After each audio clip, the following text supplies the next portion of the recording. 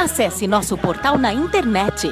Notícias, devocionais, estudos bíblicos, vídeos, ministério, declaração de fé, pedidos.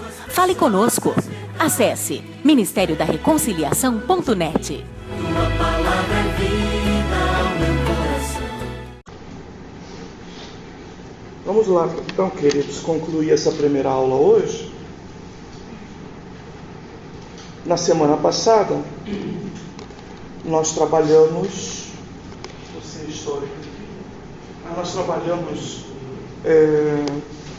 a ideia das duas palavras que formam conceitos de Deus importantes e que o isolamento delas pode produzir desvios sobre a natureza de Deus ou a pessoa de Deus bastante grande.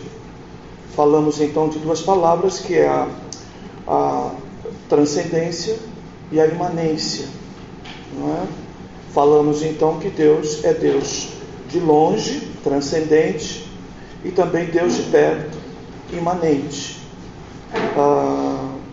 Falamos que se nós explorarmos apenas a transcendência de Deus, o Deus distante, cairemos num desvio teológico sobre a pessoa de Deus e a natureza de Deus, que é o deísmo, onde o conceito é de que realmente Deus existe, que Ele fez todas as coisas, mas assim como um relógio Ele deu corda para que tudo caminhasse sem qualquer tipo de interferência dele, não é? Falamos que isso é um erro teológico grave. E o outro lado, que é a imanência, não é? E a imanência, sem a transcendência, ela produz o erro teológico de definição de Deus, produzindo uma aproximação tal aonde a pessoa confunde o Criador com a criatura, não é? Então esse conceito é o do panteísmo, não é? De que tudo é Deus, não é? Então trabalhamos esses conceitos, bem, além de alguns conceitos populares também. Hoje, então, nós vamos nos concentrar nos principais erros teológicos a respeito de Deus, ou seja, as principais definições erradas a respeito de Deus, as mais comuns, dentro de um cenário bem, assim, de princípios, né? De conceitos. Mas antes de fazê-lo, eu quero voltar então a esse texto da semana passada, Salmo 139, para fazer um novo exercício de exegese com os irmãos, tá?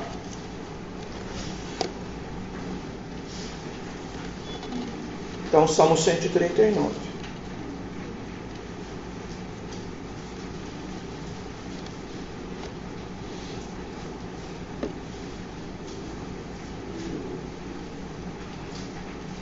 O Salmo 139, não é? Ele destaca atributos, principalmente atributos de poder, né? Atributos não comunicáveis, atributos que nós colocamos para os irmãos aqui que definem a personalidade de Deus, e nesse conceito de personalidade são princípios específicos de Deus que o distinguem, não é? De qualquer uma outra, outro Deus, entre aspas, ou qualquer outra criatura, tá? É óbvio, não é? Considerando que Ele é o Criador de todas as coisas, mas qualquer coisa que existe, melhor dizendo, né?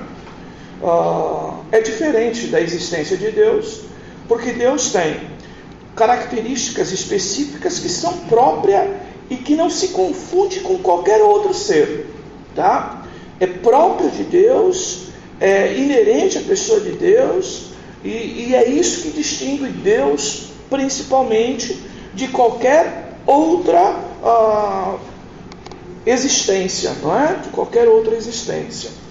Bem, a primeira palavra que você vai ver aí em destaque é o conhecer de Deus. Então o verbo conhecer aí, você vai ver que ele se destaca. nós poderíamos também traduzir o verbo conhecer aí pelo saber, não é? Saber, ou ainda ter consciência, né?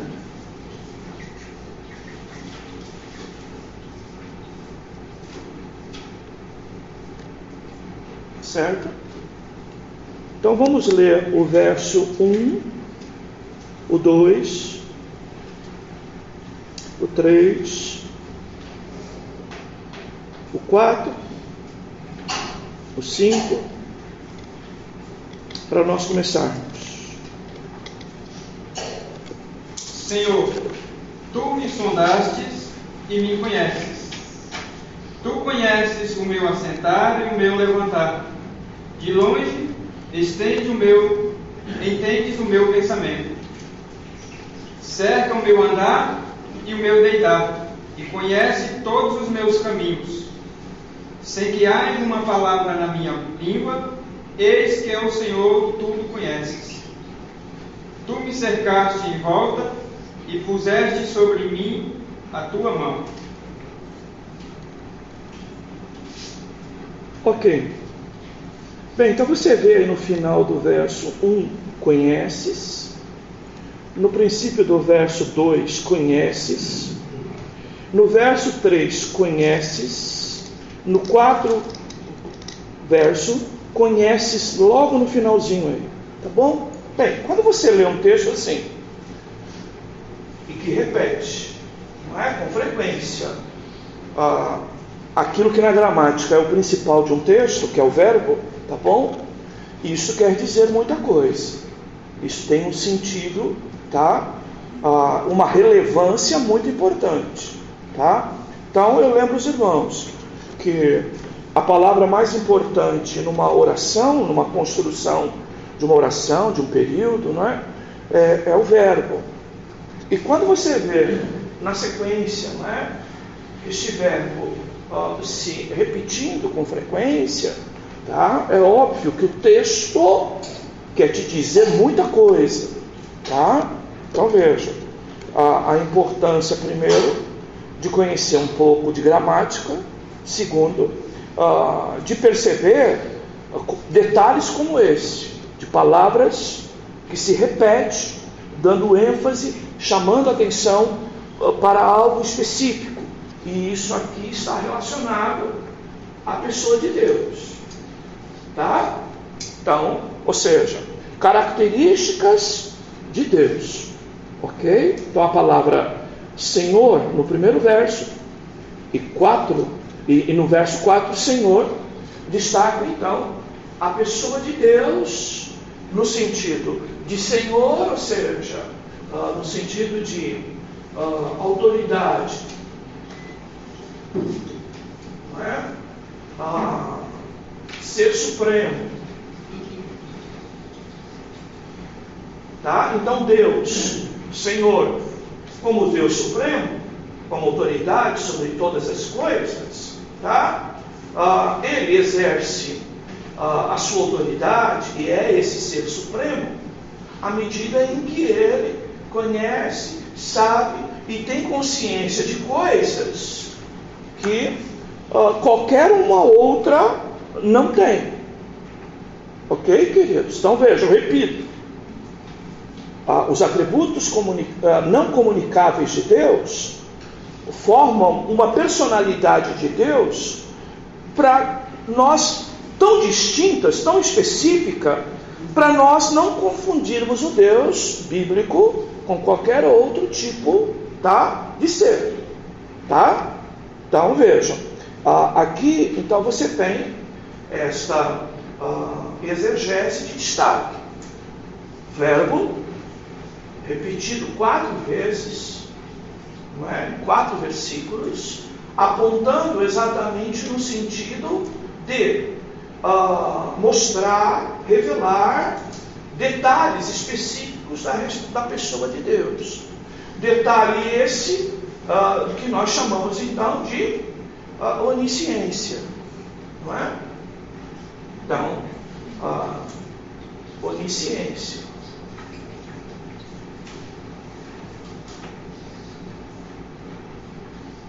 Então, a ideia de oni, né? A ideia de único, não é? Que tem conhecimento sobre todas as coisas, tanto na questão do saber, como você vai ver isso com frequência lá no texto de Jó, tá? Como também na ideia de que nada que ocorre, que nada que aconteça, tá? Foge ao seu conhecimento, tá? Bem, detalhes como este, da capacidade de Deus de sondar, ok? Então, o que é a sonda? Não é? Então, a palavra sonda aí está relacionada exatamente à propriedade específica de Deus de mergulhar no mais íntimo pensamento nosso, ok? E de lá, não é? Nos conhecer na profundidade que só uma sonda pode fazer isso. Tá? Como os irmãos sabem, meu pai era pescador, né? E algumas vezes ele falava sobre sonda, né? Principalmente quando eu trabalhava em barcos de sardinha, não é? E para se localizar alguns cardumes de sardinha, já que a sardinha ela anda, não é? Ela navega, né? Junto, não é? Então, diante das dificuldades, não é? Eles então utilizavam, não é? Sonda. Então colocava a sonda, essa sonda ela, né, descia, não é? E isso dava uma informação para os pescadores, ok? Aonde estava, não é? O cardume. E aí então eles pegavam, não é? E faziam, não é? Um círculo em todo o cardume com aquelas redes especiais, não é? Redes pequenas, porque a sardinha é um peixinho pequeno, né? E eles davam aquela volta todinha para trazer, então, não é? Aquela quantidade de peixe, não é? Bem, então a sonda ela tem essa propriedade, ok? Nós vamos ver em vários textos que a Bíblia é capaz de afirmar que mesmo nós não nos conhecemos o suficiente, mesmo nós, muitas das vezes, nos enganamos a respeito das nossas avaliações mais profundas, e que aquele que pode realmente nos sondar com propriedade para principalmente conhecer o nosso íntimo, exatamente até para corrigir, disciplinar, orientar, mudar rota e etc, etc, essa pessoa é a pessoa de Deus. Isso distingue Deus, não é? De qualquer um outro ser. Essa capacidade, então, de mergulhar, se aprofundar para trazer, não é? Extrair exatamente os nossos pensamentos e aquilo que nós eventualmente guardamos até em segredo, tá? Então, essa é uma marca especial de Deus, tá? Bem, você vê que ele trabalha questões de detalhes, não é? Tu conhece o meu assentar, o meu levantar, de longe entende o meu pensamento, cerca o meu andar, o meu deitar, conhece tudo que eu passo, todos os meus caminhos. Ainda não há uma palavra na minha língua, eu ainda estou pensando sobre o que vou falar, e tu já conhece. Tá? Então, essa é a ideia então, da onisciência, que é a ideia de um Deus que se distingue de qualquer outro ser, porque ele tem características de personalidade, podemos dizer assim, que o distingue. Por isso você tem a ideia dos atributos não comunicáveis, ou os atributos de poder. É exatamente para você distinguir o Deus bíblico de qualquer um outro, tá? De qualquer outra forma de pensamento, de silogismo, de pensamento, de construção de ideia, não é? De lógica sobre qualquer divindade. Tá? Bem, no verso 5, tu me cercastes em volta e puseste sobre mim a tua mão. Aqui, especificamente, você pode aplicar sim ideia de consciência, mas não querendo, como eu costumo dizer, né? Às vezes algumas pessoas trabalham o que a gente fala, o que a Bíblia diz, inclusive na forma de geografia. Isso não é verdade. Nem tudo é geográfico, tá? Nem tudo é um local físico, tá? Mas são pensamentos. Quando ele diz aqui, tu me cercaste de volta, tu me cercastes em volta e puseste sobre mim a tua mão, nós também podemos trabalhar aqui, tá? Aspecto, não é? De presença, tá? Então, de onipresença. É lógico que aqui a gente está relacionado Deus em relação ao homem, tá? Isso é importante. Então, Deus em relação ao homem. Nesse sentido aqui, o que faz a onipresença de Deus? Nada escapa de Deus. Todos os nossos lados, todas as nossas formas de pensar, ou qualquer tipo de tentativa de eu ludibriar Deus, eu não consigo. Porque Deus, primeiro, Ele nos cerca. Então, Ele está à nossa volta. No sentido de tá contemplando todos os detalhes do nosso raio de ação aqui. Então, tudo que eu faço, tá? Ok? Seja frente, seja direita, esquerda, trás, tá? A presença de Deus me cerca de maneira a me acompanhar e não deixar que nada escape do seu conhecimento. Então, cada detalhe, cada movimento, cada situação, Ele me cerca. É nesse sentido. Existem outros sentidos de cercar, não é? Mas nesse caso aqui, texto no contexto, a ênfase ainda é esse Deus que conhece o homem e que não permite, inclusive esse Deus, não é? Aplicar qualquer relação de injustiça a nós, porque Ele tem todas as informações a nosso respeito. Todas. Então, é essa a ideia aqui. Tá? Bem, você vê que ele ainda usa a expressão aí de cima para baixo, né? E puseste sobre mim a tua mão.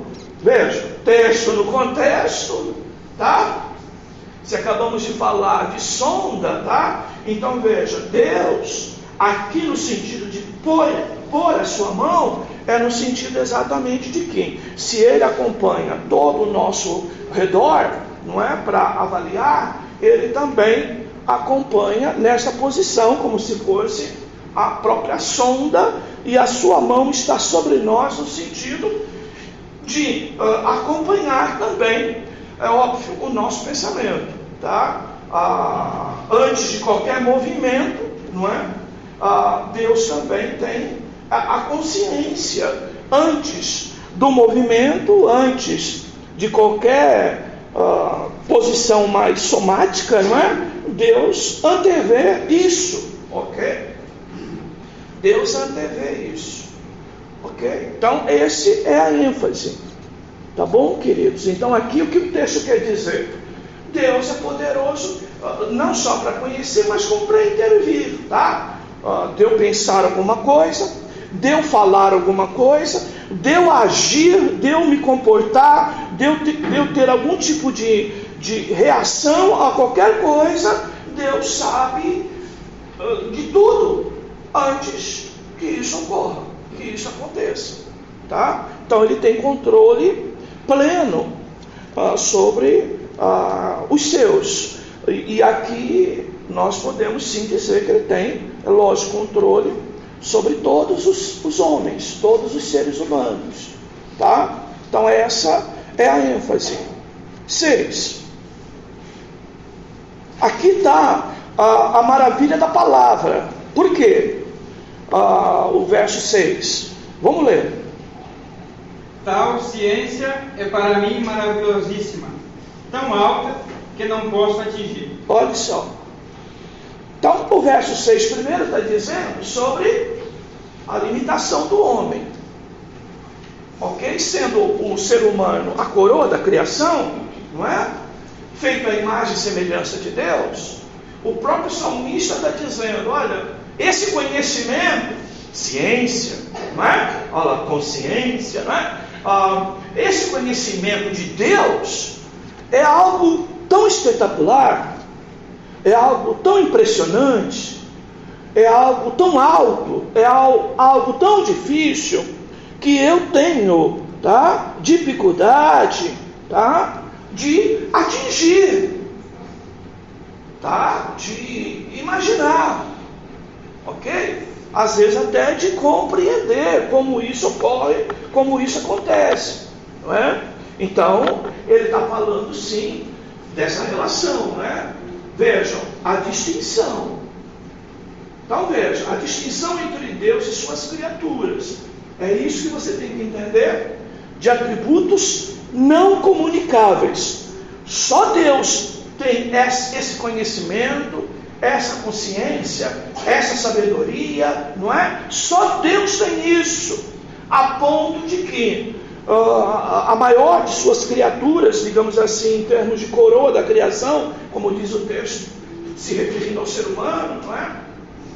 Exatamente, é incapaz de atingir tal conhecimento, tal ciência, tá? Então, o importante teologicamente aqui é entender, sim, Deus tem coisas que é só dele, específica dele, que não se confunde com qualquer um outro ser, exatamente para eu aprender, não é? Distinguir esse Deus e não me enganar em relação ao Deus da Bíblia, tá? Esse cuidado de Deus, tá? Em relação à revelação da sua própria natureza. Bem, outra coisa interessante aqui, né? É o salmista colocando isso. Como nós podemos ver, o próprio Paulo falando em 1 Coríntios 13, tá? Que hoje o que a gente vê de Deus é por espelho. E o que Paulo quer dizer ali é que existem imperfeições, limitações. Por mais que a palavra revele esse Deus, eventualmente nós só saberemos exatamente quem Ele é, com uma clareza plena, e aí está o trabalhar da revelação progressiva de Deus, tá? De que nós vamos aprendendo cada vez mais um pouco sobre Ele, mas alcançar essa dimensão, Paulo diz que nós só conseguiríamos isso na eternidade. Vamos lá para o texto? 1 Coríntios 13, né?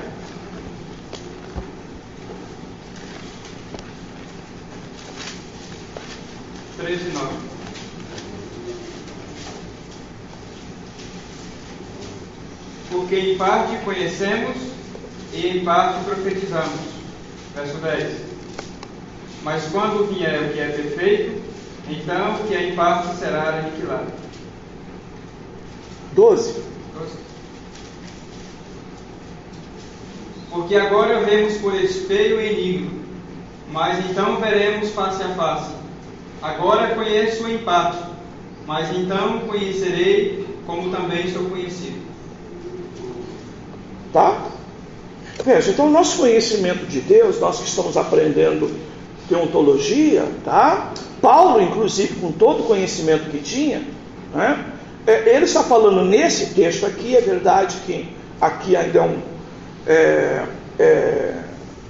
ainda 60, não é? Mais ou menos. Não, 55, 56, ainda mais cedo ainda, não é?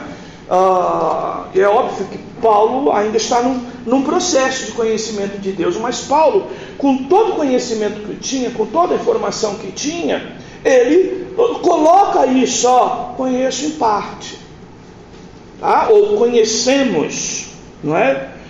Ele fala, veremos, não, agora conheço, ele coloca no singular, inclusive, não é? Em parte, mas então conhecerei, não é? Como também sou conhecido naquele dia, não é? Na eternidade. Então veja, primeiro, a humildade de Paulo, sem dúvida, destacando isso, tá? Por quê, irmãos? Porque eu lamento essas coisas, mas às vezes alguém que estuda um pouquinho mais, que se dedica um pouquinho mais, acha que sabe tudo. Isso não é verdadeiro, irmãos. Isso não é verdade. Tem gente até que diz, para que aprender tanto? Para que saber mais? Olha, se você não tem sede de conhecer de Deus, tem coisa errada com você, irmão. Eu já conheço o suficiente. Bem, irmão, se você pensa assim, tá? Tem alguma coisa errada com você. Porque tem alguém que tem a pretensão de saber tudo, ou achar que sabe tudo. E eu não estou falando em dizer eu sei tudo, mas se comportar como se soubesse tudo. Então, nós temos que ter cuidado com relação a isso, tá? Nós, inclusive, que ensinamos, irmãos, não é? Cada matéria nova que você pega para dar, cada mensagem nova que você vai pregar, você, diante do texto, você diz, não sei nada. Por quê? Cada nova exegese, cada nova análise de texto, muitas às vezes produz em nós uma revelação, uma compreensão sobre as questões bíblicas e as questões de Deus, que você fala, meu Deus, não é? Como eu preciso aprender. Então esse é um fato que acompanha todos nós. Agora, para isso acontecer, desculpe, irmãos, tem que ter fruto da humildade, tá? Porque se não tiver, irmãos, tem muita gente que não sabe o ABC e acha que sabe tudo. E aí renega escola bíblica, renega curso teológico, renega, não é? Ter um livro de apoio para compreender certas coisas, e vai ficando para trás, com o perigo de cair no que nós vamos falar já, que são os pensamentos errados a respeito de Deus. Tá, queridos? Voltemos lá no Salmo, né? 139. No 7. Para onde mirei do teu espírito? Ou para onde fugirei da tua face? Viu? Esse texto, 7, ele confirma a ideia da onipresença. Aonde eu poderei me esconder? Para onde eu irei que tu não estarás? Por quê? Tu me cerca. Tu também está olhando de cima para baixo, está olhando para dentro de mim, está olhando na minha mente. Tua mão está sobre mim, me avaliando como uma sonda, tá? 8. Se subir ao céu, tu aí estás. Se fizer no Seol a minha cama, eis que tu ali estás também. Se tomar as asas da alva e habitar na extremidade do mar, até ali a tua mão me guiará e a tua destra me susterá. Se disser, de certo que as trevas me encobrirão, então a noite será luz à roda de mim. Nem ainda as trevas me escondem de ti, mas a noite resplandece como o dia. As trevas e a luz são para ti a mesma coisa. Olha só. Então, olha a marca registrada de Deus e a realidade dos homens, ou de qualquer outra criatura, de qualquer outro ser. Bem, você lendo essa parte de texto, você vai lembrar de quem? Quem quis fugir de Deus, não é? Que foi Jonas. Então você vai ver Jonas no peixe da baleia, semelhante a estar no Seol, a estar no inferno. Situação semelhante, não é? E a Bíblia diz que Jonas orou. Orou, não é? E a oração chegou lá no inferno? Não. A ideia é de que o inferno era exatamente aquela situação que ele estava.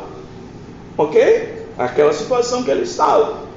Então, o que mostra ali, Deus ouviu a oração de Jonas dentro do ventre do peixe, ou seja, dentro de uma ideia simbólica de Seol, e Deus ali o ouviu. É lógico, uma simbologia, não é o literal, mas é uma simbologia.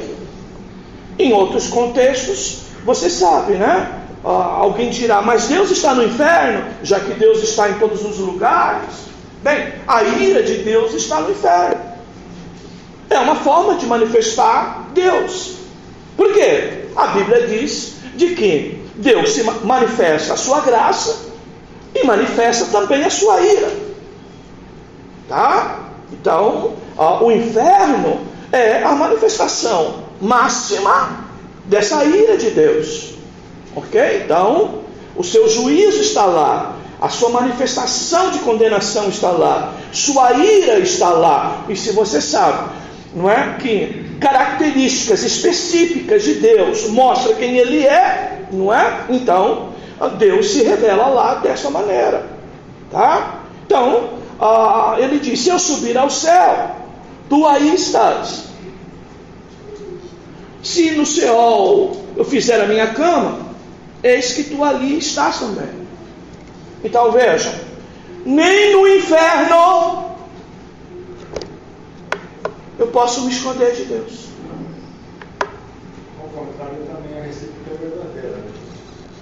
Se tomar as asas da alva, se habitar nas extremidades do mar, veja, os extremos, ali a tua mão também me guiará, a tua destra também me susterá.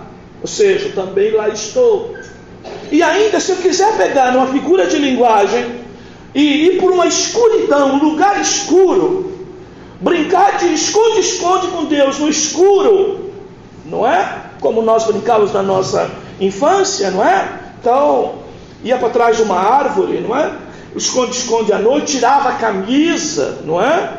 Para ficar, não é? Mais escuro ainda e não perceber que alguém nos encontrasse. Ele está dizendo, ainda que eu faça isso, tá? Tu ali vai me encontrar e eu estarei totalmente perceptível para ti, Senhor. Tá? Em detalhes. Por que ele está dizendo em detalhes? Porque escuridão e luz para Deus, não é? É a mesma coisa. Ou seja, não é a escuridão que vai produzir qualquer tipo de dificuldade ou impossibilidade de Deus te ver.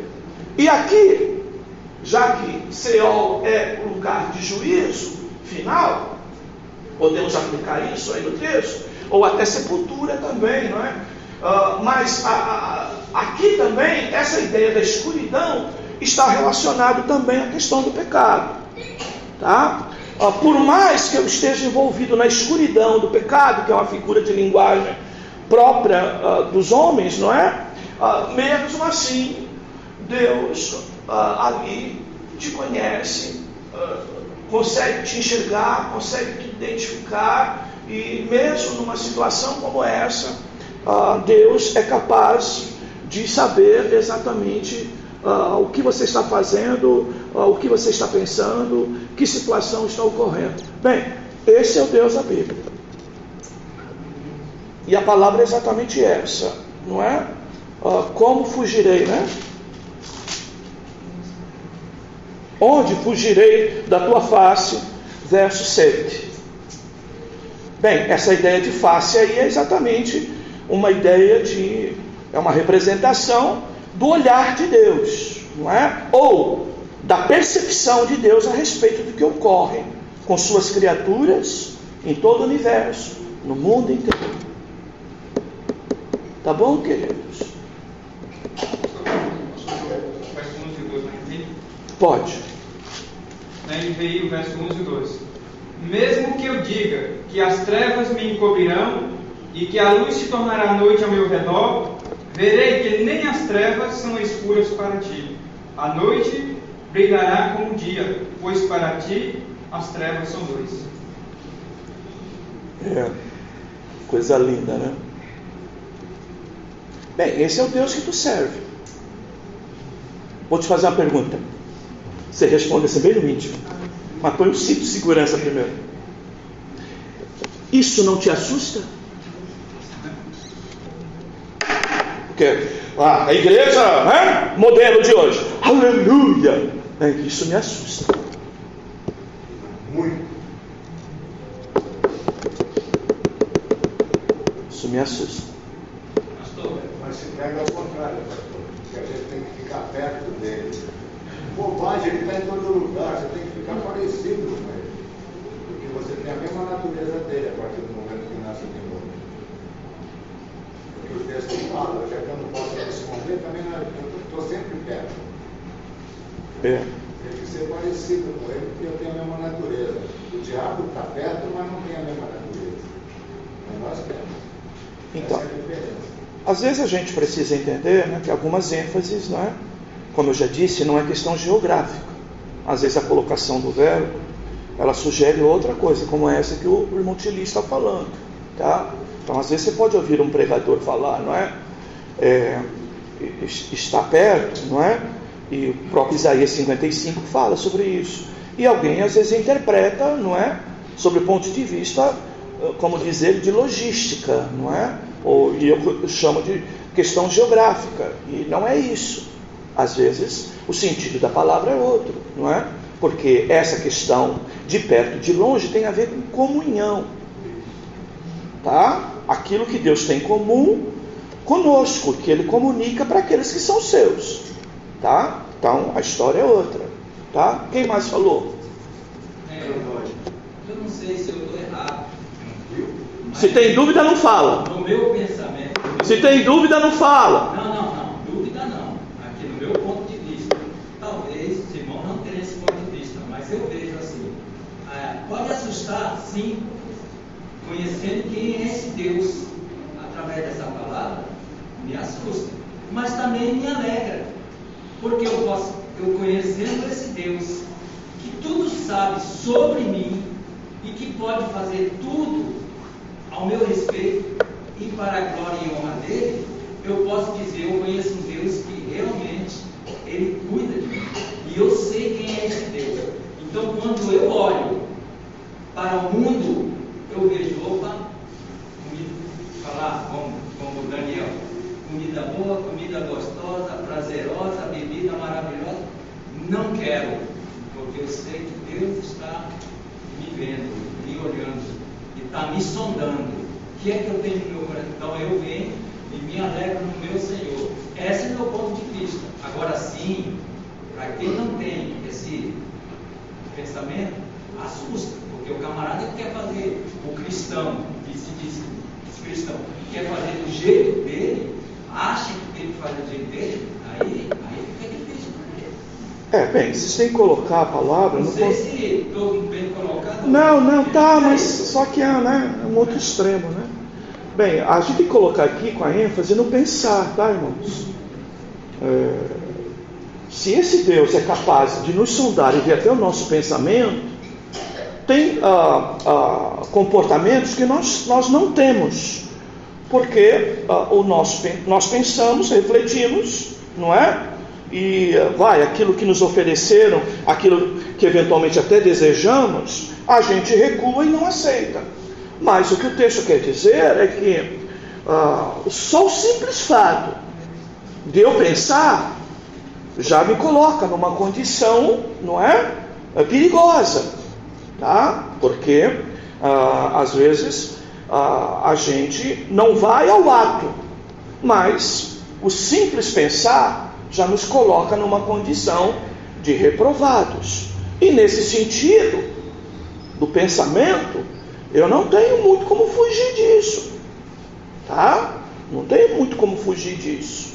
Então é lógico, nós precisamos ser cuidadosos. E quando eu digo eu te assusto, eu repito, tá? Porque às vezes nós só ficamos com essa ideia do lindo e maravilhoso Deus grande, etc, sabe tudo, e etc, e tal, e a gente esquece, tá? Que principalmente a ideia do texto aí é eu me esconder. E se a ideia é eu me esconder, eu estou, de alguma forma, tentando enganar Deus na minha própria condição de pecador. Então eu preciso tomar cuidado com isso. Porque, irmãos, nós não podemos esquecer disso. E essa ênfase que a gente quer dar, tá? A ênfase de que a nossa velha natureza, como diz Martinho Lutero, pensei que havia afogado o velho homem nas águas do batismo, mas aí descobri que o desgraçado sabia nadar. Por quê? Por mais que a gente diga estou em Cristo, há uma velha natureza que eventualmente quer nos levar para os caminhos tortos, caminhos errados. E aí o risco de nós acreditarmos até que a nossa forma de pensar, não é? Ela pode enganar Deus. A gente pode enganar Deus com isso, tá? Então, é essa a ênfase, tá? Agora, é óbvio, não é? Que o texto não diz outra coisa além disso. Está falando de um medo do escritor, do salmista, tá? Bem, é lógico que em outros textos, não é? Deus conhece tudo, conhece até os inimigos que vêm contra nós, e Ele está cuidando de nós. Lembra lá no caso de Geazi e do profeta, não é? Senhor, abre os olhos dele para que ele veja que são mais os que estão conosco do que os que estão do outro lado, não é? Então, coisas que Deus também tem acesso, mas não é o caso desse texto. Esse texto está falando: para onde fugirei? E como que um homem quer fugir de Deus? Quando sabe que a condenação é iminente, quando sabe que está no caminho errado. Estou fazendo exegese desse texto, estou fazendo de outro, tá? Então a gente tem que ser cauteloso no meio de tudo isso. Por quê? Porque às vezes o que está faltando hoje, irmãos, e não é para o mundo só, é para a igreja, é para o crente, é temor. E o que o texto quer dizer? Isso é tão maravilhoso, eu não consigo alcançar, e isso me dá um temor muito grande. É temor aqui, a ênfase. Não pense que você vai conhecer coisa de Deus e só lindo, maravilhoso, meu amigo, meu companheiro. Não. Você vai conhecer coisas de Deus que vai te assustar, como é o caso do texto, não é? E vai me levar a esse medo de me perder, como diz o verso 22, ou 23 e 24, só para a gente concluir a exegese dele. 20 e 24, só para a gente concluir a exegese dele. 23 e 24. Sonda-me, ó Deus, e conhece o meu coração. Prova-me e conhece as minhas inquietações. Vê se em minha conduta há algo que te ofende e dirige-me pelo caminho eterno. Está vendo a conclusão do texto? É essa. Essa é a conclusão. Por isso, quando a gente vai fazer exegese do texto, eu não estou fazendo exegese da Bíblia, estou fazendo exegese do texto. E nesse texto aqui é: cuidado por onde tu anda, cuidado por onde você acha que está escondido. Por quê? Caráter é aquilo que eu faço e ninguém está vendo, mas Deus está. Por isso que é boa apologética, para a gente entender isso, porque estão se aprendendo errado. Coloca Deus no final. Deus tem que estar sempre no começo. Primeiro eu consulto Deus, depois faço as coisas. Mas a gente faz tudo quanto é errado e depois vai chamar Deus para tentar se esconder e mentir para Ele, sabe, como se Ele não soubesse de tudo que a gente fez. A gente quer corromper Ele com uma oração. Aí Deus fica lá falando: me engana. Estava estudando esse texto ontem. Que eu não gosto. Só um minutinho, eu estava estudando esse texto ontem. Aí pediram oração para um menininho que tinha síndrome de Down. O pai estava revoltado porque o filho dele nasceu com síndrome de Down. Na hora da oração, por que você está revoltado? Você está mais preocupado com você. Você tem vergonha de ter um filho assim. Você não está preocupado com a criança. Então vamos fazer o seguinte: primeiro você aceita o teu filho, depois eu vou orar por você.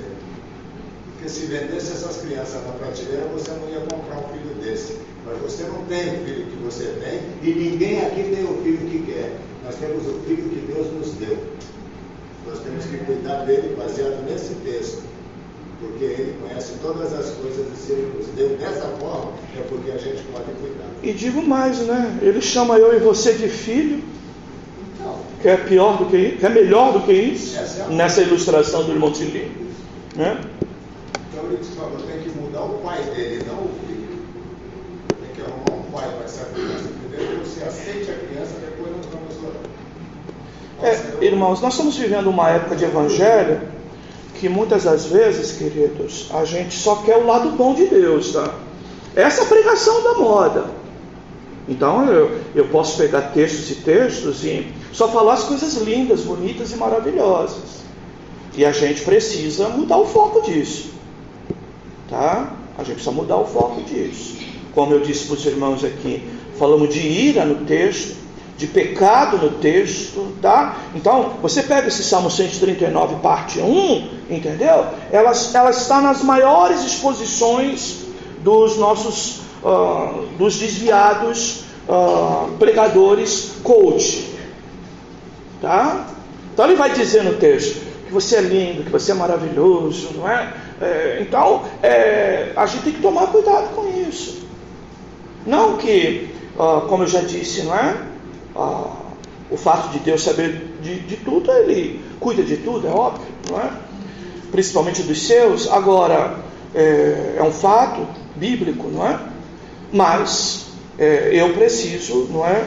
Primeiro, entender que é exegese de um texto, e segundo, eu preciso entender também que eu não posso cair no erro de pegar a carona nesse evangelho que anda por aí. Então eu vou pegar todos os textos, não é? Para ver o que é lindo, que é maravilhoso, que atende às minhas expectativas. E aí a gente tem que lembrar a própria fala de Lutero, que Spurgeon repete várias vezes: até quando eu oro, na minha oração há pecado. Porque eu peço aquilo para atender simplesmente, tá? Os meus desejos, as minhas expectativas, o meu desejo de ser grande, o meu desejo de sair de uma situação difícil, eu só penso nisso. E você foi chamado, não foi para isso. Você foi chamado para que o nome do Senhor seja glorificado. Não você.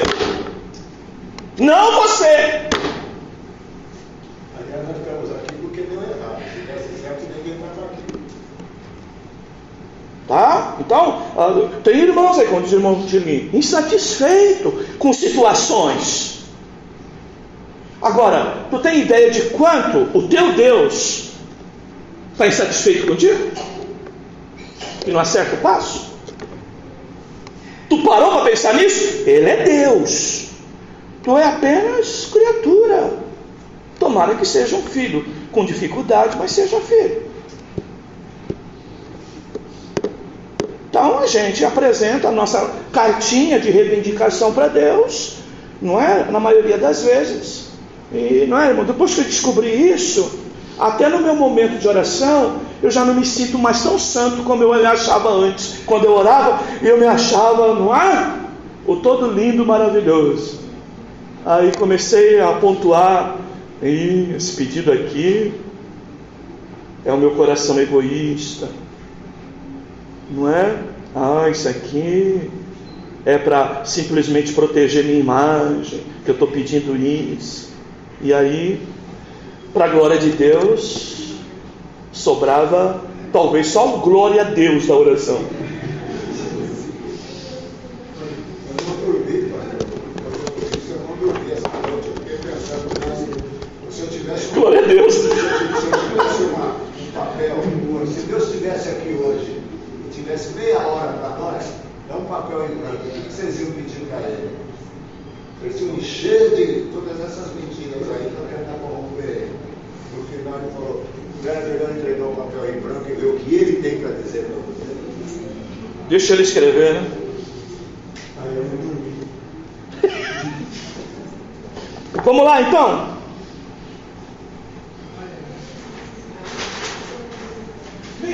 desculpe as minhas ênfases, tá? Mas ela é necessária, né? Dentro daquilo que oramos e preparamos. Deus disse que a palavra era para incomodar, então já me incomodou, entendeu? Já me cutucou, entendeu? O evangelho não é simpático, pastor. Verdade, né? Então, às vezes a oposição se manifesta mesmo na palavra contra nós, porque nós muitas das vezes estamos em oposição a ela, né? Eu digo a respeito de mim mesmo, né?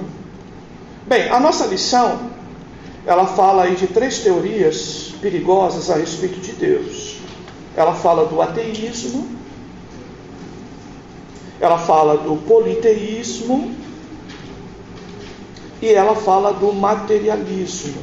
Página 7.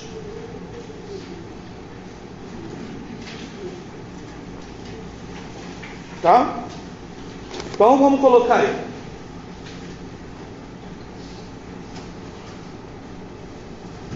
Então, ideias erradas de Deus, né? Teorias erradas sobre Deus. Então ele fala primeiro aí de ateísmo.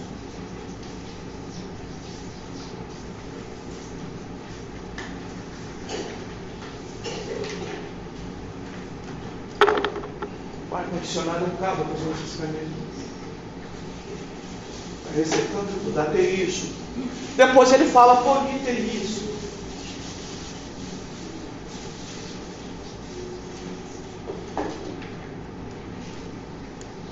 Depois, o outro assunto que ele fala aí é o materialismo.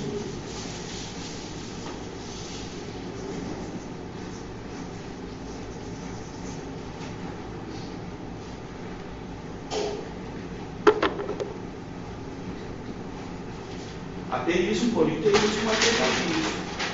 Depois, vamos lá para o Granconato. Pega aí teu livrinho aí.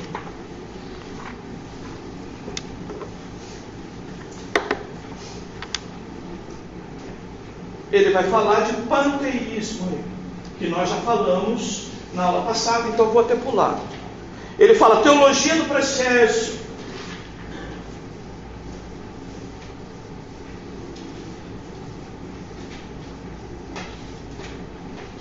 Depois ele vai falar teísmo aberto. Página 54, livro.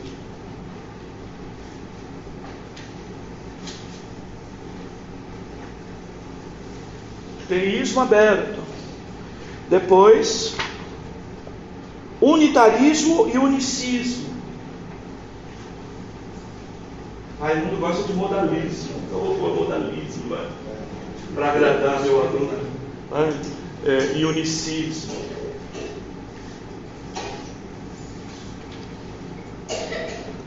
Maia Pirma. Famoso. Agnosticismo. Lembrando Raimundo da aula passada. Agnosticismo. Politeísmo já colocamos, panteísmo também, materialismo também, deísmo já falamos na aula passada. Então nós estamos pegando aqui, além do escritor da lição, mais 2 escritores, falando das principais, não é? Erros a respeito de Deus. Então por que é importante conhecer Deus à luz das Escrituras? Porque tem construções erradas de Deus que andam por aí, inclusive na boca do crente. Uma essa que eu falei, tá? A graça de Deus se há manifestado trazendo salvação. Beleza. Mas a ira de Deus também se manifesta dos céus sobre os homens.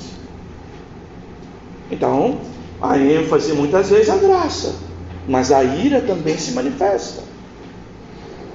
Não é? Bem, o juiz não é o diabo, irmão, o juiz é Deus. Tá? Então quem condena também é Deus. Então nós não podemos esquecer disso. Quem manda para o inferno também é Deus. Oi, querido? Quem manda para o inferno também é Deus. Né? E o chefe do inferno É. Inclusive tem a chave, né? e essa Verdade. Veja. são danais. Então, ateísmo, Deus não existe.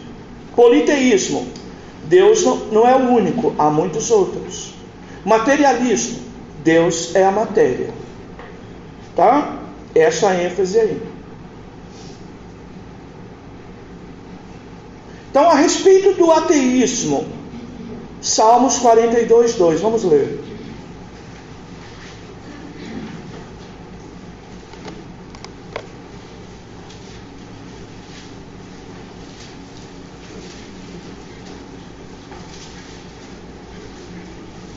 A minha alma tem sede de Deus, do Deus vivo. Quando entrarei e me apresentarei antes da tua face? Veja, a minha alma tem sede de Deus, do Deus vivo.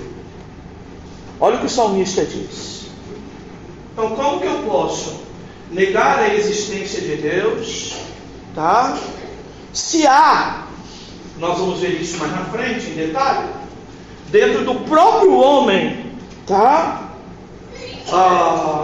Uma fome, um desejo, uma necessidade, tá?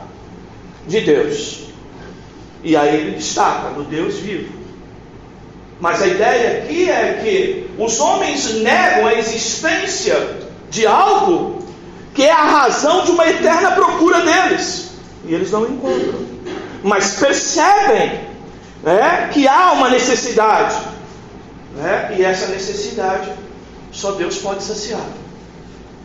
Tá? Então, o Salmo 42:2.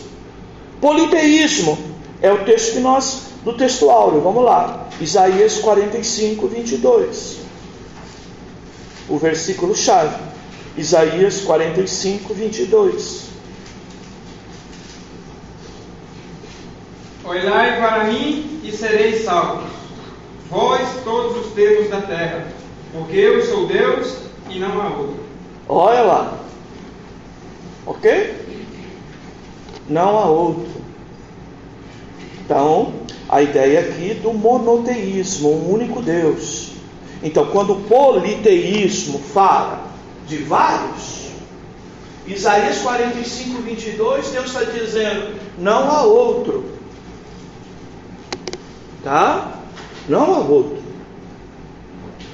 Ou seja, todos os que se dizem ser e não são mentiras, são enganosos.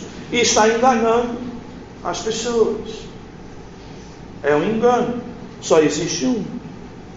E Deus é a matéria, materialismo. Vamos ler Eclesiastes 12:7.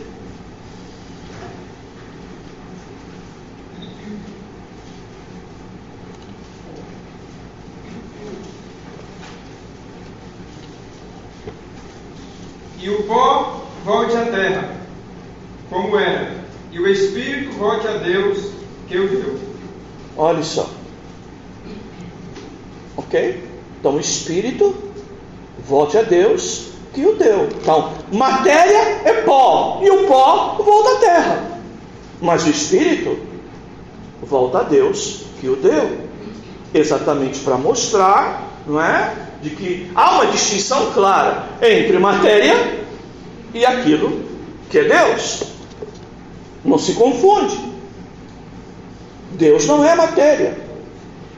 Tá bom, queridos? Então, Eclesiastes, né? 12:7. É bom vocês anotarem esses 3 versículos. Eu não sei se na de vocês tem. Tem, né? Tem. Ah, beleza. Tem. Acho que do ateísmo. O do ateísmo não tem. A minha lição é um pouquinho diferente, que é muito antiga.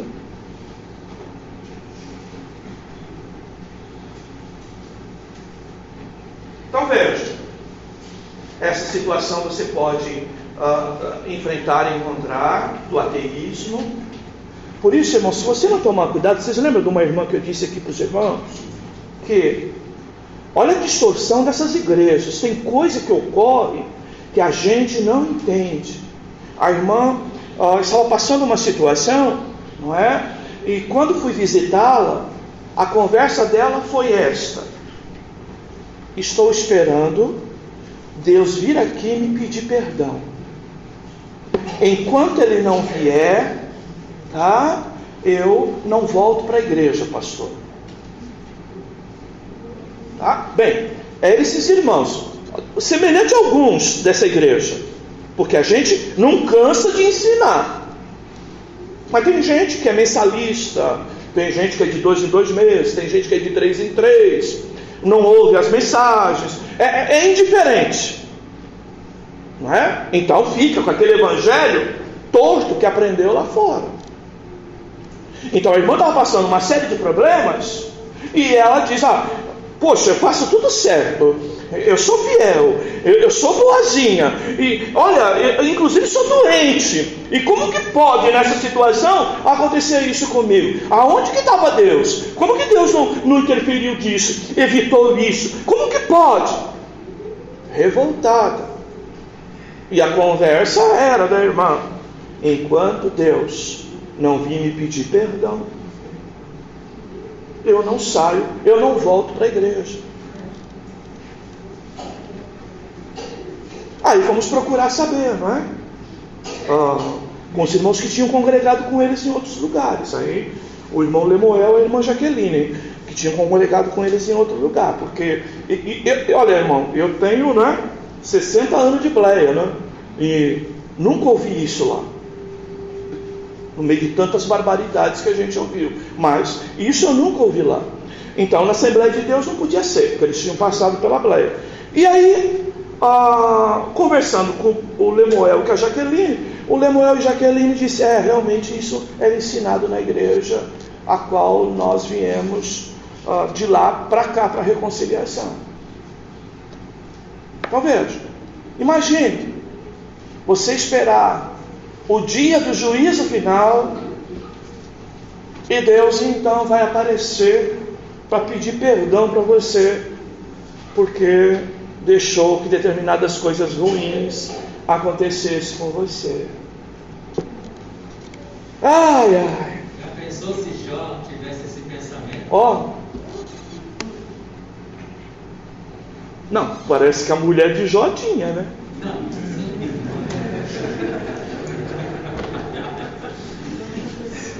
Sempre a mulher. Vamos falar, viu, pastor? Sinal que eu não estou tão doente assim. Vamos falar com o homem que se relaciona verdadeiramente com ele, né?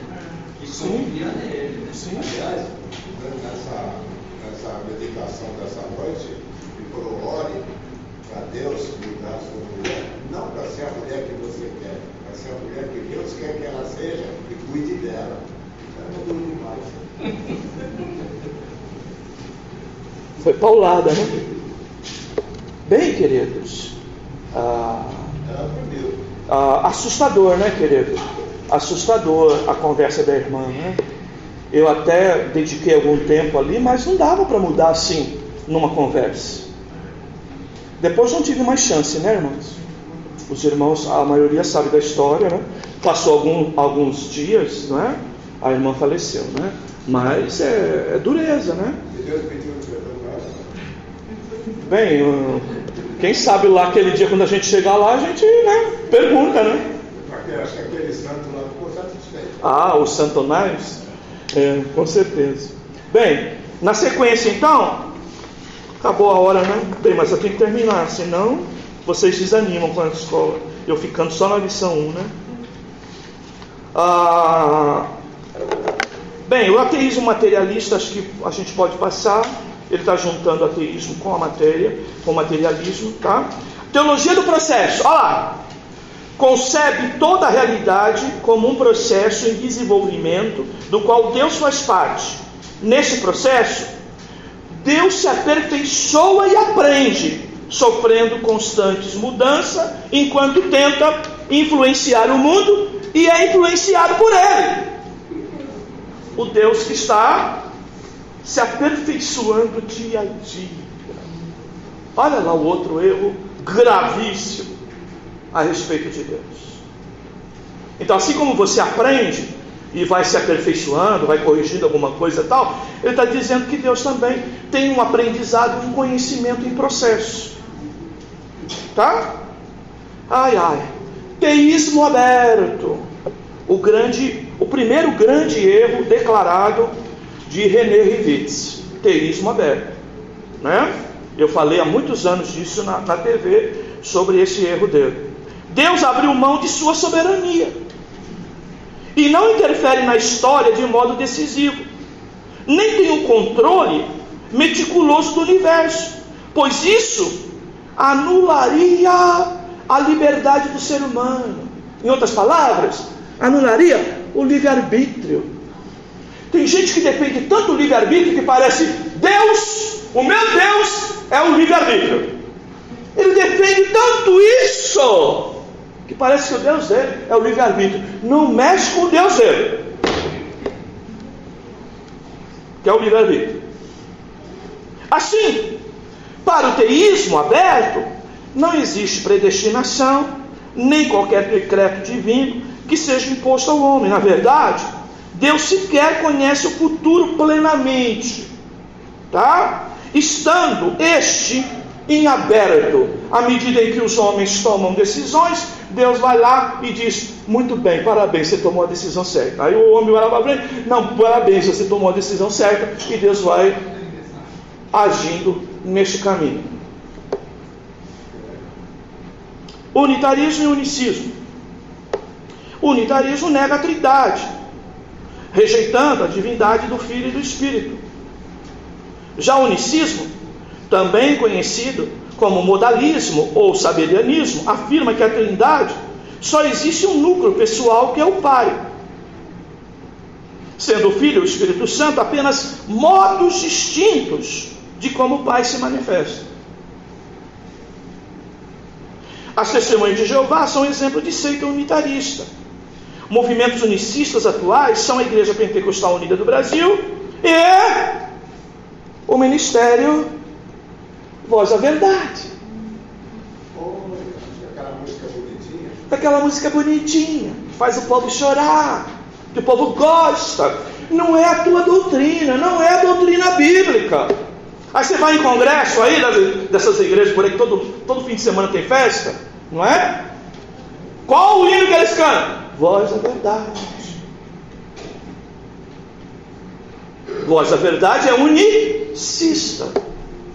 Não existe três pessoas, só existe uma. E as outras são modos diferentes de manifestação da única ou da primeira, não é? Pessoa.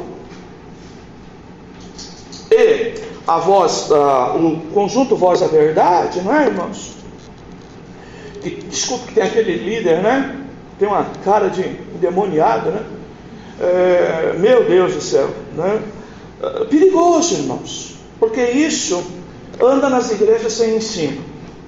Pastor, só para completar, a mulher do Jó, Deus tirou tudo dele, mas a mão da mulher, Deus conservou. É a primeira coisa que ficou. O pior dele, né? Não cutuca mais que eu apanho. E olha que a sargenta não está aí, hein? A Valéria não está aí, já. Por isso que eu acho que eu estou animado em falar essas coisas, né? Que apanham, né? Cada uma. Bem, para a gente encerrar, o agnosticismo, que o Raimundo citou na aula passada, ele está aí na página 60 do Meyer Pirman.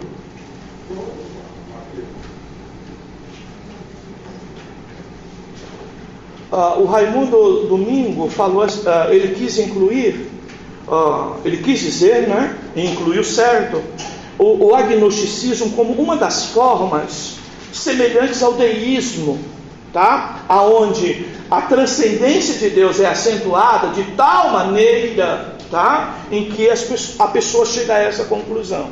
Bem, eu achei que no Brasil até não tinha pessoas muito defensoras do agnosticismo, até que conheci um técnico do Santos Futebol Clube, não é? Time bíblico, seja de Santos que eu sou santo, né? Então, dizendo que era agnóstico, numa entrevista que ele deu. Tá? Então, o que é o agnóstico? Expressão originada de duas palavras gregas, cujo nome é não saber. Nega a capacidade humana de conhecer a Deus. Então ele diz assim: a mente finita não pode alcançar o infinito. Veja o que nós falamos aqui. Uma coisa é você entender que eu tenho dificuldade, que isso é muito grande, e uma coisa é certa, que eu vou conhecendo Deus, tá? De maneira progressiva, e que eu vou conhecer e saber realmente como Ele é plenamente aquele dia. Uma coisa é isso, outra coisa é, Deus é tão grande que eu não consigo entender, eu não consigo saber nada sobre Ele, tá? E a minha mente finita não alcança isso. Duas coisas totalmente diferentes. Uma é conhecimento processual, que eu vou conhecendo, por isso que a Bíblia diz, né, que nós devemos prosseguir em conhecer a Deus, crescer na graça e no conhecimento de Deus. Essa palavra crescer, tá? É a ideia de crescimento, não é? De algo progressivo, tá bom, queridos? Então a mente finita não pode alcançar o infinito, diz o agnóstico. Aí ele diz aqui, ó, ele não percebe, o agnóstico, que há grande diferença entre conhecer Deus no sentido absoluto e conhecer algumas coisas a respeito de Deus. Não podemos compreender Deus no sentido inteiro e perfeito, mas podemos aprender, isto é, ter uma concepção de sua pessoa. Ok? As Escrituras, por um lado, fundamentam-se num pensamento que é possível conhecer a Deus, mas que, por outro lado, nos avisam que agora nós só conhecemos Ele em parte. Ok, queridos? Missão cumprida. Vamos orar? Há um novo que o senhor conhece, que é Ninguém Explica Deus, muito se louvou aí. Esse conceito é agnóstico. E fogo desce. Então, por isso a gente tem que tomar cuidado, viu, irmãos? Com o que anda na moda, tá, irmãos? Olha, irmão, a moda não é um bom caminho para nós em nada, inclusive moda de evangelho. Moda no evangelho não é bom para nós. Então, a musiquinha bombou, meu irmão, vai analisar que está cheio de heresia e miséria nela. Mas a nossa geração gosta de modismo, como diz Paulo lá em Atenas, não é? Se ocupa apenas em falar moda e estudar a Bíblia no instante. Essa é a verdade. Então essa música Ninguém Pode Explicar Deus é uma delas. Tem tendências claras, não é? De agnosticismo. Tá? Bem, quem que explica Deus? Para que isso? Para dar debaixo do braço? Qual o objetivo disso? Revelar Deus. O que é revelar? Explicar, parafrasear, dar significação, trazer compreensão, interpretação. E aí o povo vai que coisa linda, né? Ninguém explica mesmo, né? Bem, se tu fala isso nessa igreja, tu não está. Tu está em outra, como aquela irmã que já estava aqui talvez quase um ano de igreja. E Deus, estou esperando a hora que Ele vai vir me pedir perdão. Aí eu vou ver se perdoa Ele. E se eu perdoar, eu volto para a igreja. Bora, queridos. Eu acho que o inferno está vazio, porque todas as pessoas que morreram falaram que está junto com o Pai. Até os declaradamente ateístas. Nunca vi ninguém com o inferno. Eu acho que o inferno está vazio. Principalmente as mães. Deus o guarde num bom lugar. Bem, ainda que a gente não deve fazer juízo de quem está lá, não está, porque naquele dia diz que vai ter surpresa. Mas deve ter alguém, né? Não, pelo menos Lázaro está lá. Porque desde que eu nasci, Né? está vazio. Lázaro está lá, filho. Pelo menos isso a gente pode confirmar, não é? Que está escrito, né? Mas pelo menos ele, né? A mulher de Jó não sei não se tá. Vamos agradecer ao nosso Deus. Deus nos abençoe. Pedindo para apanhar hoje. Deus dê graça a vocês. Eu repito a palavra. Não te assusta Deus saber tudo? Acerta teu passo. Conserta teu caminho, meu irmão. Brinca não, hein? Chega de brincar. Bem, o que ele disse para mim eu estou passando para vocês. Tá? Da minha parte, já tremeu as pernas. Espero que ele fale claramente com você sobre isso. Obrigado, Senhor, pela tua palavra. Obrigado por esse privilégio de te conhecer melhor. Obrigado, Senhor, também, como disse teu servo Pantoja, pelo teu cuidado para conosco. Porque ao mesmo tempo em que sabemos o quão terrível é a situação daqueles que estão fora de ti, daquilo até que às vezes pensamos, ou até praticamos, mas sabemos que até aqui a tua mão tem nos levantado, tem nos sustentado, e tem nos dado mais essa oportunidade de ouvir claramente que tu sabes de tudo, e que tu tens, ó Deus, salvação e condenação reservada naquele dia, graça e ira manifesta, e isso é um alerta para todos nós. Obrigado. Lembra de cada um de nós aqui, de cada um que vai ouvir ainda essa mensagem, e lembra, Senhor, da nossa família, dos nossos filhos, dos cônjuges, da nossa parentela como um todo, que muitas das vezes só fala teu nome com o objetivo de ser privilegiado. Tem misericórdia desses, alcança-os por tua graça e misericórdia. É assim que oramos. Agora vamos contribuir para manter a tua obra neste lugar, que nada falte na casa do meu irmão, da minha irmã. Dá graça ao teu filho administrar com sabedoria aquilo que ganha. Oramos também, Senhor, pela tua igreja, que não falte recurso nesses tempos difíceis, que a tua casa, Senhor, possa prevalecer, Senhor, sobre todas as dificuldades que eventualmente temos enfrentado. Que a tua bênção esteja sobre nós. Oramos assim, em nome de Jesus. Amém. Não há Deus maior.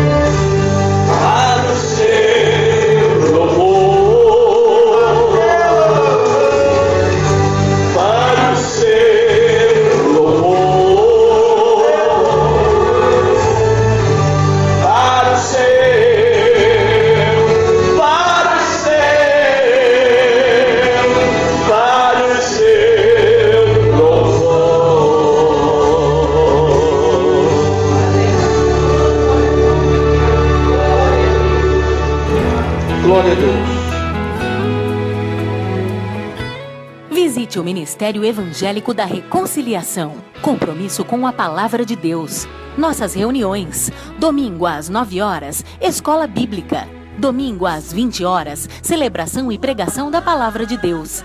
Quarta-feira, às 20 horas, oração e ensino bíblico temático. Sexta-feira, às 20 horas, oração e ensino bíblico livro por livro. Rua Osvaldo Aranha, 790, Jardim Maravilha, Vicente de Carvalho, Guarujá. Acesse o nosso portal para mais informações. Ministério da Reconciliação.net. Eu não quero falhar, eu não quero jamais entristecer meu Jesus.